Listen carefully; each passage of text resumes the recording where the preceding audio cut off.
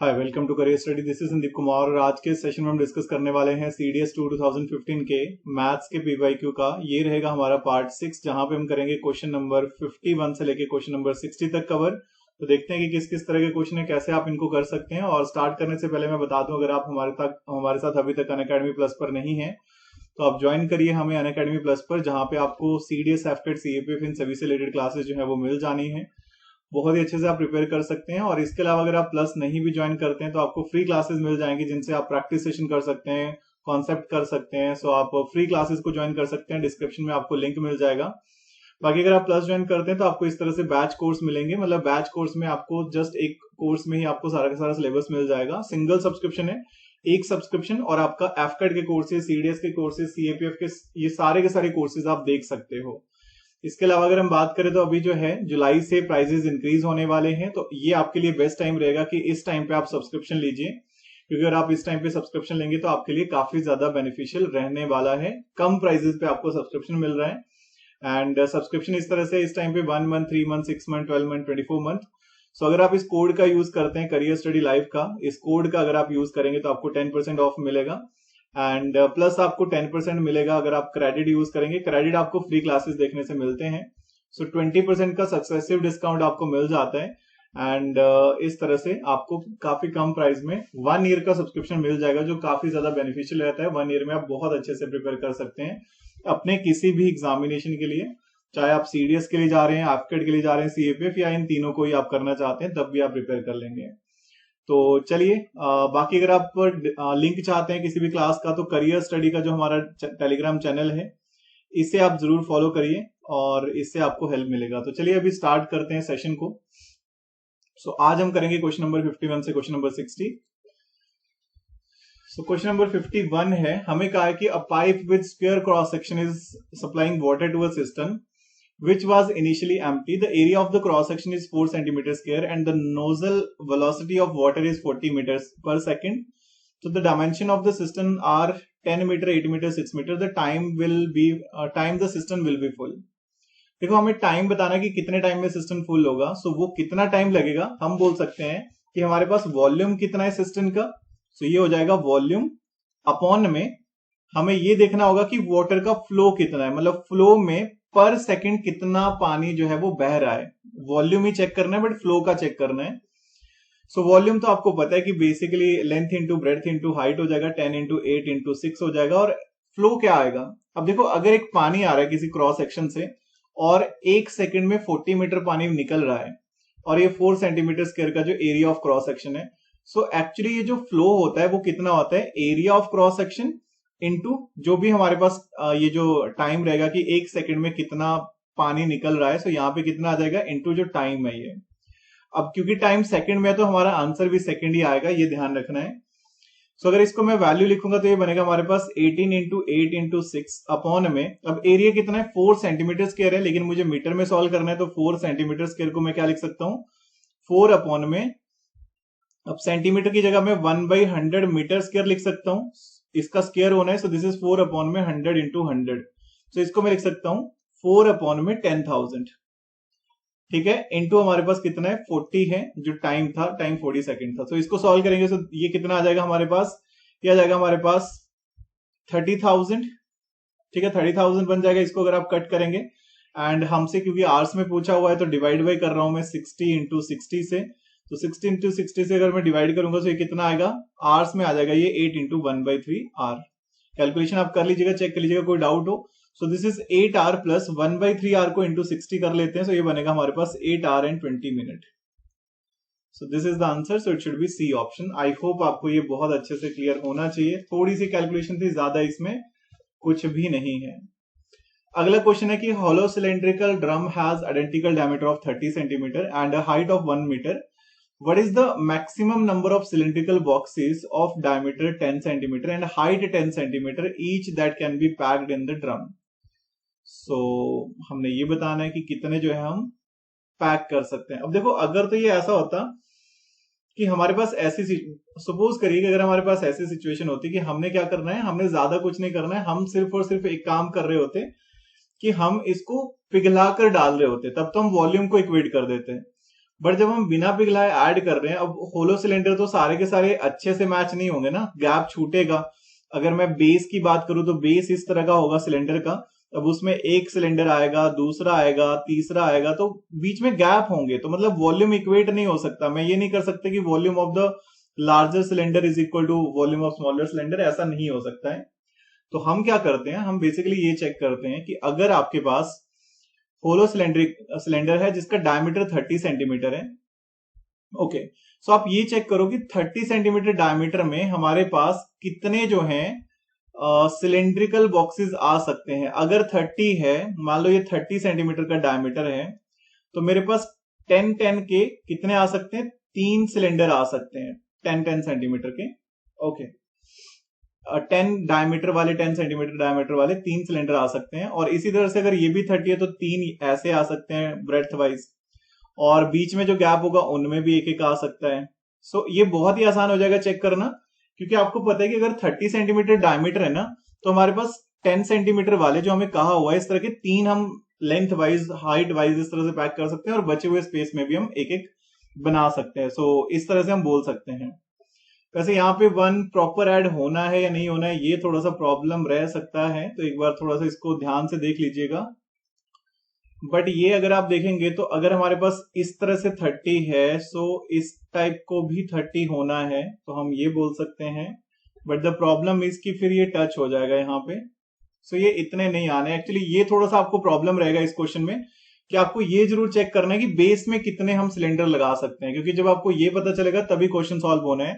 सो हमने क्या करा, हमने बेस में चेक करा कि अगर 30 डायमीटर है तो हमारे पास 3 तो आ जाने लेंथ वाइज, 3 तो हमारे पास डायरेक्टली बन जाने हैं। इसके अलावा अगर आप देखेंगे तो आप ऊपर की तरफ को और नीचे की तरफ बनाते हैं, इससे बेटर है कि अगर आप एक सर्कल आप यहां पे लगा सकते हैं, एक आप यहाँ सिलेंडर जो भी होगा एक यहां पे लगा सकते हैं, एक यहां पे, एक यहां पे, तो ये जो गैप कवर हुआ था वो यहां पे हो जाएगा, मतलब इसके अलावा आप नहीं ऐड कर सकते हो। ठीक है, सो ये टोटल बनने आपके पास, तो इसमें अगर आप देखेंगे 1 2 3 4 5 6 7 बनेंगे तो बेस में। और आपको पूछा ये है, जो ये मेन सिलेंडर है ना, वो आपका कितनी हाइट का है, मेन सिलेंडर आपका 1 मीटर हाइट का है, मतलब 100 सेंटीमीटर है।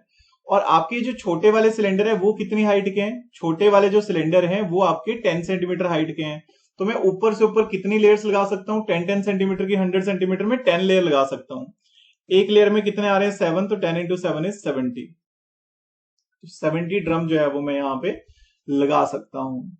अगला क्वेश्चन है हमारे पास, हमें कहा है कि the speed of 3 buses are in the ratio 2:3:4, the time taken. So I hope ये सबसे इजी क्वेश्चन हो गया। 2:3:4 अगर स्पीड है तो एलसीएम लेंगे, 12 आएगा, 2 से 6, 3 से 4, 4 से 3, दिस इज, अगर ये स्पीड है तो ये होगा टाइम हमारा, तो दिस इज 6, 4 एंड 3। या फिर आप ऐसे कर सकते हैं कि अगर स्पीड 2:3:4 है तो टाइम होगा इनवर्सली प्रोपोर्शनल 1/2:1/3:1/4।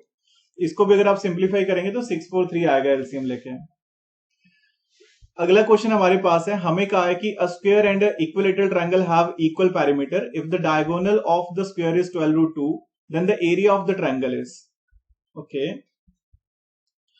सो देखो यहां से सिंपल सी बात है, अगर डायगोनल, स्क्वायर का डायगोनल जो है वो अगर 12√2 है, सो मतलब स्क्वायर के केस में बात कर रहा हूं, सो √2a होता है डायगोनल, उसकी वैल्यू 12√2 है, सो दैट मीन साइड कितनी होगी 12।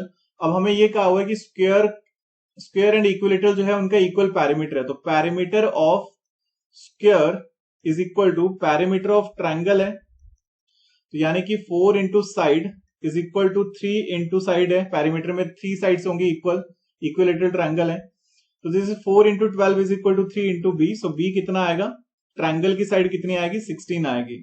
हमसे पूछा है area of the triangle, so area of equilateral triangle क्या होता है, √3/4 पाई, सॉरी साइड का square, so this is √3/4 into 16 so ये कितना बनेगा, 4 से 4, तो this is 64√3। So I hope ये सभी को क्लियर होना चाहिए, it should be D option. Next हमारे पास है, boy is cycling such that the wheels of the cycle are making 140 revolution per minute, if the radius of the wheel is 30 centimetre, the speed of the cycle is. तो speed actually क्या होगी, distance upon में time, तो distance upon में time अगर हमारे पास speed होनी है तो हमें गिवन है कि पर मीटर 140 रिवोल्यूशन हो रहे हैं, तो डिस्टेंस कितना आएगा, डिस्टेंस आ जाएगा स्पीड इंटू, जो पहले तो अगर हम डिस्टेंस फाइंड आउट करेंगे तो हमें पता है इस केस में जब एक रोल हो रहा होता है, कोई टायर जो है रोल होता है, तो हमारे पास डिस्टेंस किस तरह से आता है? तो डिस्टेंस होगा 140 रिवोल्यूशन है, तो एक रिवोल्यूशन में हमारे पास हो जाएगा पैरीमीटर यानी कि circumference into number of revolution. So circumference कितना है 140, सॉरी नंबर ऑफ रिवोल्यूशन 140 है और सर्कमफ्रेंस बनेगा, रेडियस 30 है, so this is 2 into 22/7 into radius is 30 into 140 revolution. So हमें ये पता लग गया कि ओवरऑल अगर आप देखेंगे तो ये आ जाएगा कितना, और ये मैंने पुट करा था 2πr 30, ये पुट करा हुआ है। सो हमें ये पता लग गया कि हमारे पास जो रिवोल्यूशन हो रहे हैं, अब इसको मैं डिवाइड बाई कितना कर रहा हूं 1000 का 10,000 करना पड़ेगा, 1,00,000 से करना पड़ेगा अगर मुझे सेंटीमीटर से किलोमीटर में जाना है, क्योंकि सेंटीमीटर से किलोमीटर में जाएंगे तो आपको 1,00,000 से डिवाइड करना पड़ेगा। सो ये कितना बनेगा, दिस इज द वैल्यू, ये बन जाएगा हमारे पास ओवरऑल वैल्यू। चलो इसको कट करने से रहने दो, यहां पे पुट कर लो। सो डिस्टेंस कितना है 2 इंटू 22 इंटू 30 इंटू 20 अपॉन में 1,00,000, टाइम कितना है 1 मिनट है, तो अगर 1 मिनट लिख रहा हूं तो मैं 1/60 लिख लेता हूं किलोमीटर पर आवर के लिए। सो कुल मिला के हमारे पास फाइनल वैल्यू कितनी आएगी अगर मैं इसको सॉल्व करूंगा, so this is equal to 15.84 kilometre per hour. I hope आप कैलकुलेट कर सकते हैं, मैंने आपको बता दी कि किस तरह से वैल्यू है। सबसे पहले स्पीड डिस्टेंस अपॉन टाइम होता है। डिस्टेंस कैसे आएगा, जब एक बार टायर घूमेगा तो उसका ये बाहर वाला पोर्शन टच होगा ना जमीन पे, तो एक रिवोल्यूशन में एक सर्कमफ्रेंस जितना डिस्टेंस कवर होगा, तो 140 रिवोल्यूशन में 140 इंटू सर्कमफ्रेंस, यानी कि ये टोटल डिस्टेंस कवर हुआ। डिस्टेंस में पुट करो, टाइम मिनट में, उसको आर में रखो। नेक्स्ट हमें कहा हुआ है कि there are 437 fruit planted in an orchard planted in rows. The distance between any two adjacent rows is 2 meter and the distance between any two adjacent plants is 2 meter. Each row has the same number of plants. There is 1 meter clearance on all sides of the orchard. So what is the cost of fencing the area at the rate of 100 per meter? तो 100 पर metre से हमने fencing करनी है। तो fencing मतलब हमने एक तरह से बोल सकते हैं कि हमने पैरीमीटर पे फेंसिंग करनी होती है, साइड साइड से हम फेंसिंग कर सकते हैं। तो चलिए देख लेते हैं। सो हमारे पास क्या है, हमारे पास एक प्लांट है, और प्लांट अगर आप देखेंगे तो इस तरह का है, जिसमें बाहर से 1-1 मीटर की क्लियरिंग भी है। ठीक है, इस तरह से हमारे पास है, 1 मीटर का ये गैप है। और ओवरऑल अगर आप देखेंगे तो आपके पास टोटल कितना है 437 फ्रूट्स भी हैं, एंड डिस्टेंस जो है वो हर एक में 2-2 मीटर का है। ठीक है, and distance between two adjacent plants is 2 metre है। चलिए सो देख लेते हैं कि हमारे पास क्या सिचुएशन बनेगी यहाँ पे, तो वो हम समझ लेते हैं।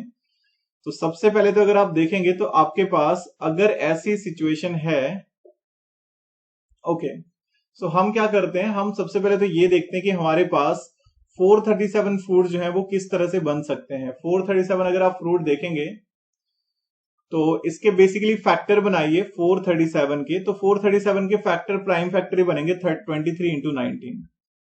क्वेश्चन अगर पिक हो जाए तो आसान है, नहीं पिक होगा तो टाइम लगेगा आपको। 437 है, फैक्टर क्या बनेंगे 23 और 19। इसका मतलब है 23 जो है 437 फ्रूट्स में से 23 रो वाइज है और 19 जो है वो कॉलम वाइज है। सो इस तरह से होंगे, 1 यहां पे होगा, 2 3 4 5 6, इस तरह से 23 होंगे लेंथ वाइज। तो अब आप लेंथ यहां से फाइंड आउट कर सकते हो। लेंथ अगर आपने फाइंड आउट करनी है, देखो आपको पता है कि हर एक जो फ्रूट है ना वो 2 मीटर के डिस्टेंस पे है। ठीक है, और आपने 23 जो है वो इस तरह से प्लांट लगाए हैं, 19 इस तरह से प्लांट लगाए हैं। तो अब अगर आप देखेंगे तो 2 प्लांट के बीच में 2 मीटर का डिस्टेंस है, 3 के बीच में 4 मीटर का, 4 के बीच में 6 मीटर का। मतलब हम ये बोल सकते हैं कि 2 प्लांट जब मिलेंगे तब एक डिस्टेंस आएगा, 3 मिलेंगे तो 2 डिस्टेंस आएगा। तो 23 फ्रूट, 23 प्लांट या 23 फ्रूट जो है जब आपस में फ्रूट प्लांट मिलेंगे तो 22 का डिस्टेंस आएगा इंटू 2, प्लस आपने 1 आपने लेफ्ट साइड, 1 आपने राइट साइड छोड़ा हुआ है, तो +1 +1। सो आपके पास लेंथ आएगी 46 मीटर। ब्रेड्थ की अगर मैं बात करूं तो 19 है, तो टोटल प्लांट्स, तो 2 के बीच में 1 की लेंथ आएगी तो 18 आ जाएगी total into 2 +1 +1। So this is equal to, ये कितना बनेगा 38 मीटर। अब हमने करना क्या है, हमने फेंसिंग करनी है तो पैरीमीटर निकालना पड़ेगा। सो पैरीमीटर क्या आएगा 2 into L + B। So this is equal to, ये बन जाएगा हमारे पास 2 इंटू 46 प्लस 38, सो ये फाइनल वैल्यू बनेगी 168 मीटर। अब फेंसिंग के लिए कॉस्ट गिवन है 100 पर मीटर है, 100 पर मीटर है तो हमारे पास टोटल कॉस्ट कितना आएगा, कॉस्ट आ जाएगा 168 into 100, so this is equal to 16,800 का कॉस्ट आएगा पूरी की पूरी फेंसिंग करने में। तो ये था हमारा ये क्वेश्चन। नेक्स्ट हमारे पास है question number 57। ABCD is a parallelogram with AB and AD as the adjacent sides. If angle A is 60 degree and AB is equal to 2AD, then the diagonal BD will be equal to, तो diagonal BD जो है वो किसके बराबर होगा। So parallelogram बना लेते हैं, let this is ABCD, angle A पे 60 डिग्री है, AD adjacent sides है AB and AD, वो बिल्कुल सही है, and AB is equal to 2AD है, AB is equal to 2AD है। ओके, सो मतलब अगर ये x होगा तो ये 2x होगा, ऐसे हमें पता लग गया। सो देन BD किसके बराबर होगा, ये BD हमने बताना है। चलिए, सो BD हम देख लेते हैं कि किसके बराबर आना चाहिए। सो अगर आप यहाँ पे देखेंगे तो आप क्या कर सकते हैं, सो आई होप यहाँ पे अगर आप कोसाइन रूल लगाएंगे तो आपके पास क्या बनेगा, ट्रायंगल ABD में तो आपके पास क्या बन जाना है, BD का स्क्वायर क्या आना है, सो BD का स्क्वायर हमारे पास बन जाएगा AB का स्क्वायर प्लस, ये डायरेक्ट फॉर्मूला रहेगा, AB का स्क्वायर प्लस AD का square minus 2 into AB AD cos 60,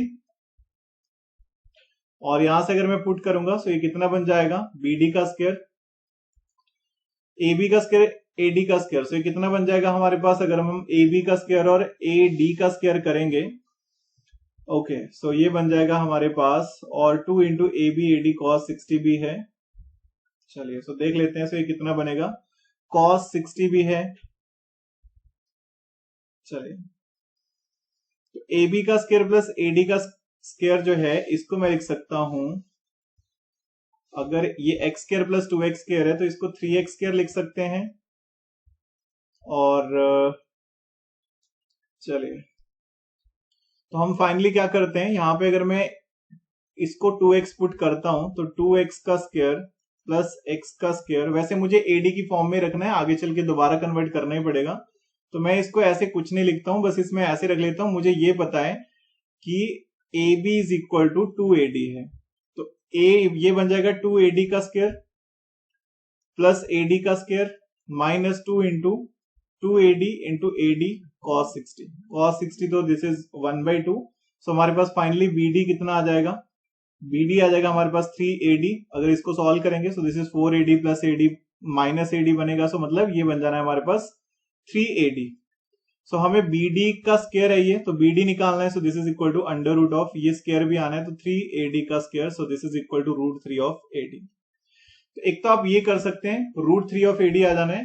अगर आपको ये समझ में ना आए तो आप यहाँ पे और क्या कर सकते हैं, आपके पास एंगल गिवन है बट एंगल आपके पास सारे गिवन नहीं है, तो आपको ज्यादा बेटर रहेगा कि आप यही फॉर्मूला लगाएंगे, तो दिस इज बेटर। नेक्स्ट हमारे पास है, हमें कहा है the point O is equidistance from the 3 sides of a triangle ABC, consider the following statement, angle OAC plus OCB plus OBA is equal to 90 degree, BOC is to ABC। चलो check कर लेते हैं, O is equidistance from the 3 sides of triangle ABC, तो आपके पास कोई एक triangle है, ठीक है, सो लेट अगर आपके पास कोई ट्रायंगल है और हमें ये कहा हुआ है कि कोई पॉइंट है O जो है वो इक्विडिस्टेंस है, ठीक है, इक्विडिस्टेंस है O पॉइंट, तो अब हमें ये कहा हुआ है कि एंगल OAC ये है हमारे पास ABC, let this is A, this is B, this is C, तो अब हमें एंगल इस तरह से गिवन है OAC ये वाला एंगल, OCB ये वाला एंगल, और OBA ये वाला जो एंगल है ये 90 डिग्री होने चाहिए। पहला तो ये है हमारे पास। चलिए, सो देख लेते हैं कि ये बनेंगे 90 डिग्री या नहीं बनेंगे। सबसे पहले तो ये है, अगर हमारे पास ये इक्वी डिस्टेंस है और एंगल A है हमारे पास, ओके,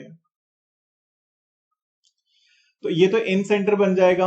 O जो है वो क्या है, वो इन सेंटर बनेगा ना, क्योंकि इक्वी डिस्टेंस है, ऐसे बोल सकता हूं मैं, एक सर्कल बनाया जा सकता है यहाँ पे।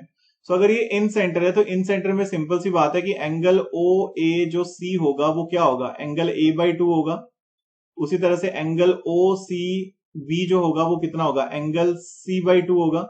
And angle O B A कितना होगा, that is angle B by 2 होगा।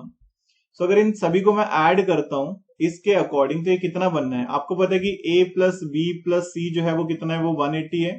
तो a by 2 plus B by 2 half कर देंगे सभी का, तो एंगल c बाई 2 ये कितना आएगा 90। यही तो पूछा था हमसे, पहला तो बिल्कुल सही है। दूसरा है कि BOC is twice of BAC। So BOC जो है वो ट्वाइस है BAC से, तो ये हमने चेक करना है। सो मतलब हम ये बोल सकते हैं कि हमारे पास एक ट्रायंगल है और BOC मतलब ये वाला एंगल जो है ये इसका ट्वाइस है। ये हमने, अगर ये थीटा होगा तो ये 2 थीटा होगा। क्या अब ये इस केस में सही है? तो अब देखो ये केस तो तब सही होता अगर एक सर्कल होता, तो सर्कल की जब कोड होती है वो सेंटर में जो एंगल बनाती है वो साइड वाले से डबल बनाती है, बट ऐसा तो यहां कुछ नहीं है। ए पॉइंट पे तो कोई सर्कल ही नहीं है, सो दूसरा तो गलत हो जाएगा। इसके अलावा अगर आप देखेंगे तो perpendicular drawn from any point on O A B and A C are always equal. O A B and A C, किसी भी पॉइंट से अगर हम ओ ए पे, ए बी पर एंड ए सी पर अगर परपेंडिकुलर ड्रॉ करते हैं, तो देखो सिंपल सी बात है, कोई भी जो पॉइंट होता है, ठीक है, कोई भी पॉइंट जो होता है जो बाइसेक्टर पर एंगल ड्रॉ किया जाता है वो हमेशा, मतलब बाइसेक्टर पे जो भी लाइन ड्रॉ करी जाती है वो हमेशा इक्वल होती हैं। तो ये डायरेक्ट हमारे पास क्या है, थ्योरम है। So this is again true. So it should B 1 and 3। आपका आंसर क्या आना है, सी आना है। पहला इसलिए इक्वल है, दूसरे वाला इसलिए गलत है क्योंकि ये वाली कोई प्रॉपर्टी नहीं है। प्रॉपर्टी हमारी उस केस में जहां पे हमें कोड गिवन हो, एंड थर्ड वाले में बिल्कुल सही है, ये भी डायरेक्ट हमारे पास प्रॉपर्टी ही है। सो आई थिंक ये भी क्लियर होना चाहिए।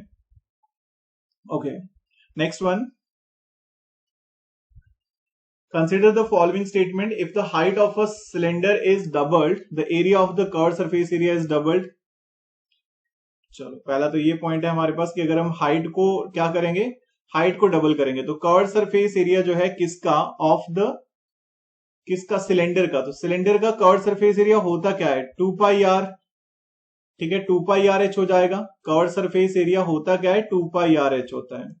अब अगर मैं हाइट को डबल करूंगा, मतलब हाइट को, ये h1 है, अब h2 को अगर मैं 2h1 लिखूंगा तो सेकंड कर्व्ड सरफेस एरिया क्या आएगा, 2 pi R into 2h1। So this is 4 pi R h1, यानी कि डबल ही होगा जब मैं हाइट को डबल करूंगा। सो पहला बिल्कुल सही है।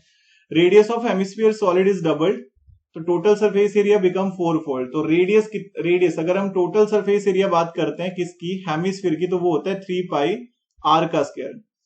अगर मैं रेडियस को डबल कर दूंगा तो हमारे पास टोटल सरफेस एरिया कितना आएगा, 3 पाई इंटू 2 आर का स्क्वायर, यानी कि 4 R square. So this is, ये कितना बनेगा हमारे पास, ये बन जाएगा हमारे पास 2 आर ही पुट करेंगे हम, 2 से 4 आ जाएगा। सो ये बनेगा 3 पाई इंटू, ये बन जाएगा हमारे पास 4 पाई आर, 4 आर स्क्वायर। सो इसको मैं लिख सकता हूं कितना, 12 लिख सकता हूं पाई आर स्क्वायर, यानी कि इसको मैं ऐसे लिख सकता हूं 4 इंटू 3 पाई आर स्क्वायर, यानी कि 4 टाइम ही होगा ये। तो बिल्कुल सही है, अगर हम हेमिस्फीयर की रेडियस को डबल करते हैं तो टोटल सरफेस एरिया डबल होता है। तो ये दोनों भी बिल्कुल सही है, it should be C option. And the last question is, a large water tank has the shape of a cube, 128 metre cube of water is pumped out, the water level goes down by 2 meter, then the maximum capacity of the tank is। So हमें बताना है maximum capacity of the tank जो है वो कितनी होगी, ये हमने बताना है। तो चलिए देख लेते हैं कि हमारे पास क्या सिचुएशन बनेगी। सो हमें ये पता लग गया कि जब हमने 128 मीटर डाउन हो गया, जब 2 मीटर से डाउन करा लेवल को। ओके, सो देखो टैंक तो जैसा भी होगा, काफी बड़ा हो सकता है टैंक, लेकिन हम ये मान के चलते कि हमने इतना खाली कर दिया ऊपर वाला, तो इसकी लेंथ ए होगी, इसकी ब्रेड्थ ए होगी, लेकिन इसकी हाइट कितनी है, 2, क्योंकि 2 मीटर खाली हुआ है। तो ये जो एम्प्टी हुआ है, खाली हो रखा है, वो कितना है, ये क्या आएगा, इसका वॉल्यूम क्या आएगा, a इंटू ए, मतलब side into side into side, so that is 2, ये है हमारे पास 128 के बराबर। सो a का स्क्वायर आएगा हमारे पास 64, सो a आ जाएगा 8, यानी कि 8 है हमारे पास टोटल साइड। तो हमसे पूछा है कि वॉल्यूम कितना है पूरे टैंक का, सो दिस इज साइड का क्यूब, सो दिस इज 8 का cube, so this is equal to 512। I hope आपको ये भी क्लियर होगा। तो ये थे हमारे कुछ क्वेश्चन, और बाकी कोई भी डाउट होगा तो कमेंट सेक्शन में बता सकते हैं। अभी हम करते हैं इस सेशन को ऑफ, मिलते हैं आपसे अगले सेशन में। तो सभी को मेरी तरफ से thank you. So stay safe, keep preparing, have a nice evening and जय हिंद।